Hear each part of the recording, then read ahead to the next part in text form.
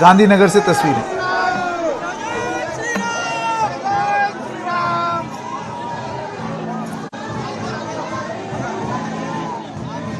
नहीं रहे वो कंधों पर उठा करके उनको घुमाया जा रहा है इधर से उधर, क्योंकि एक शानदार प्रदर्शन भारतीय जनता पार्टी के लिए है।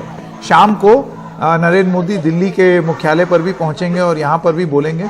के.एस. तोमर साहब के पास चलते हैं जो कि शिमला से हमारे साथ जुड़ रहे हैं। पहली बार देखे संकेत 39, कांग्रेस 39 पर है और बीजेपी 26 पर है। ये गैप बढ़ रहा है, ये स्पष्ट हो गया, ये स्पष्ट हो गया। नहीं, लेकिन अभी भी आप स्पष्ट कह रहे हैं। मैं आपको बता दूं क्यों अभी आप कॉल नहीं कर सकते। नहीं, कॉल नहीं कर रहे हैं। हिमाचल में सवाल पूछना चाह रही थी। मैं शुरू से 40 कह रहा हूँ, लेकिन आप इसलिए कॉल नहीं कर। मनाली में 51 वोट से आगे, झंडुता में 84, रामपुर में 95, ऊना में 160, भटियाट में 207, इंदौरा में 421, फतेहपुर में 456। बिल्कुल। और ऐसी 15 सीटें हैं जैसे फतेहपुर है, 4 कॉर्नर कॉन्टेस्ट है।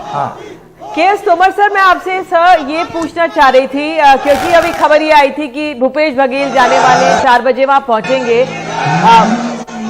तोमर जी, अगर आप मुझे सुन पा रहे हैं तो बताइए। धन्यवाद। मैं आपसे बताइए क्या सवाल था आपका? मेरा सवाल ये था कि भाई ठीक है, अगर कांग्रेस की वहां पर सरकार बनती भी है, सीएम कैंडिडेट कौन हो सकता है? क्योंकि एक बहुत बड़ी चुनौती कांग्रेस के लिए ये थी कि भाई 3 लोग हैं और अभी तो फिलहाल हम देख सकते हैं जो प्रतिभा सिंह वहां पे अध्यक्ष हैं कांग्रेस की, लेकिन 2 दावेदार और भी थे वहां पर। उस लिहाज से क्या आंकलन आपका? आप मेरे को थोड़ा, I think you will excuse me, मैं 2-3 पॉइंट्स बहुत इंपॉर्टेंट, मैंने सारे डिस्कशन सुने आपके या और चैनल्स के भी। मैं आपको चाहूंगा कि आप उन 2-4 पॉइंट्स को देखिए, which will be of the interest to viewers. आप लोगों को भी इंटरेस्ट आएगा उसमें। आज अभी की जो स्थिति है उसमें 3-4 पॉइंट्स उभर रहे हैं। एक तो सबसे बड़ा ये है कि ये सारा खेल डिग डॉग का चल रहा है कि ऊपर नीचे बिल्कुल पेंडुलम की तरफ स्थिति चल रही है। एक दूसरा, जैसे आपका चैनल भी अब 38 और 30 दिखा रहा है। दूसरे भी मैंने चैनल्स को जो ट्रैक किया वो भी इसी तरह का डिफरेंस दिखा रहे हैं, कांग्रेस का एक एज दिखा रहे हैं। तो उस परिप्रेक्ष्य में मैं 3-4 चीजें आपको और इसके साथ जोड़ना चाहता हूं कि ये सारा खेल 3 जगह पे खत्म हो जाएगा। पहला कि हमारे जो सबसे बड़ा कांगड़ा रीजन है या कांगड़ा डिस्ट्रिक्ट, जिसमें कि 15 सीट्स हैं और उसको गेटवे ऑफ टू पावर कहा जाता है। अगर सत्ता हासिल करनी है हिमाचल में तो कांगड़ा को आपको फतेह करना होगा। तो सबसे जिसका कि अगर आप 2017 का आंकलन देखिए तो उसमें से 15 में से 11 सीटें बीजेपी ने जीती थी। तो अब उन 3 रीजन्स में सबसे ज्यादा इंपॉर्टेंट है कि वहां से जो बाहर रिजल्ट्स आएंगे, जैसे कांगड़ा रीजन में आप कहिए कांगड़ा, चंबा डिस्ट्रिक्ट, हमीरपुर, ऊना वगैरह, ये नए एरिया कहा जाता है इनको, न्यू एरियाज। और जो मंडी वगैरह है, शिमला है, इनको पुराना एरियाज कहता है, ओल्ड एरियाज। ये बड़ी डिफाइंड सी एक वो है, हिस्टोरिकल एक इवेंट है और हिस्टोरिकल एक फैक्ट है। तो उसमें जो कांगड़ा रीजन है उसकी जो सीटें हैं वो इस वक्त 30 और मंडी में वो है 24 और शिमला में है 19। तो अब आप देखिए कि शिमला में जो ट्रेंड चल रहा है वो भी एक बहुत महत्वपूर्ण है, उसमें बहुत सारे फैक्टर्स हैं।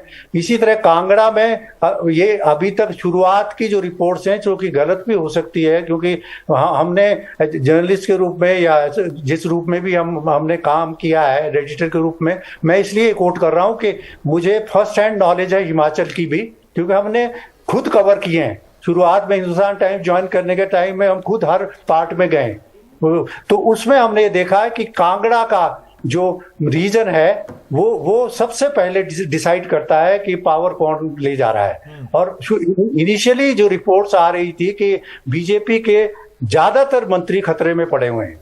अब होगा क्या वो हमें नहीं अभी तक पता। लेकिन दूसरा पॉइंट मैं ये बताना चाह रहा हूं कि कांग्रेस की स्ट्रेटेजी, वो जो मुख्यमंत्री वाला सवाल है वो भी आपको जवाब मिलेगा, लेकिन कांग्रेस अभी इस वक्त आप ये कह सकते हैं कि गोवा की तरह सो नहीं रही है। गोवा पे प्लेट में दे दिया था उन्होंने। चलिए, बड़ी राहत की बात है। लेकिन तोमर जी, जो मुख्यमंत्री का सवाल था निधि जी का, क्या आपको ये नहीं लगता, तोमर जी एक मिनट, क्या आपको ये नहीं लगता कि अगर आला कमान ने पार्टी के जो राज्य निकाय के नेता उनको अपने भरोसे छोड़ दिया था, तो क्या ये फैसला भी अब विधायकों को ही करना चाहिए कि मुख्यमंत्री कौन बने, अगर सरकार बनती है तो? वो अलग डिबेट है। मेरा सवाल ये है कि अगर आप के ऑब्जर्वर दिल्ली में आके बैठ गए, सिंगल लार्जेस्ट पार्टी गोवा में इमर्ज हो गई, लेकिन वहां आपने उनको छोड़ दिया कि जाइए, जो आपको खरीदता है खरीद लीजिए। लेकिन सबसे बड़ी बात इस बार जो कांग्रेस है, जो कि आपने, मैं थोड़ा सा जोड़ रहा हूं, भारत जोड़ो यात्रा में भी देखिए कि किस तरह आईटी सेल रिएक्ट कर रहा है, तो उसी तरह मैं यहां भी आपको देख रहा हूं कि जो मैंने हिमाचल को ट्रैक किया अभी, और जो सारे इलेक्शंस कवर किए, जो सब कुछ, तो उसमें हिमाचल में सबसे बड़ा इस बार एक आई है कि यहाँ सर्दी या ठंड होने के बावजूद भी गर्मी रही पूरी, जिसमें कि अगर आप स्टार प्रचारक से देखिए तो 35-32 बीजेपी के थे, कांग्रेस कहीं नजदीक भी नहीं थी। लेकिन आप अगर वापस आइए मेन पॉइंट पे, तो वो ये है कि कांग्रेस ने, जो मेरी सूचना है वो ये है कि इस बार माइक्रो लेवल का मैनेजमेंट शुरू कर दिया है। उन्होंने हर एक जो जीतने वाला है या पॉसिबिलिटी जीतने की है जिस एमएलए की, उसके पीछे अपने टीम डिप्यूट कर दी है, सीक्रेट टीम। वो गलत, मैं इसमें गलत नहीं हूं। हाँ, वो सीक्रेट टीम वो है जो उनको उठाएगी और वो दूसरे उठाने वालों से बचाएगी। सबसे बड़ा सवाल क्या आना है यहाँ कि कांग्रेस जो है, ये सच्चाई है अभी तक अच्छी बात है। कांग्रेस अगर एक्टिव है, कांग्रेस के जो प्रवक्ता सुन रहे होंगे जो यहाँ हमारे कवर करते हैं, बहुत दिलचस्प बात आप हमें बता रहे हैं, तोमर सर बता रहे हैं किस तरह से कांग्रेस सक्रिय हो गई है हिमाचल प्रदेश में। नहीं मैडम, कांग्रेस का प्रवक्ता है, बीजेपी का प्रवक्ता तो बेचारा जो जिसे सिखाया जाता है वो बोलेगा ना।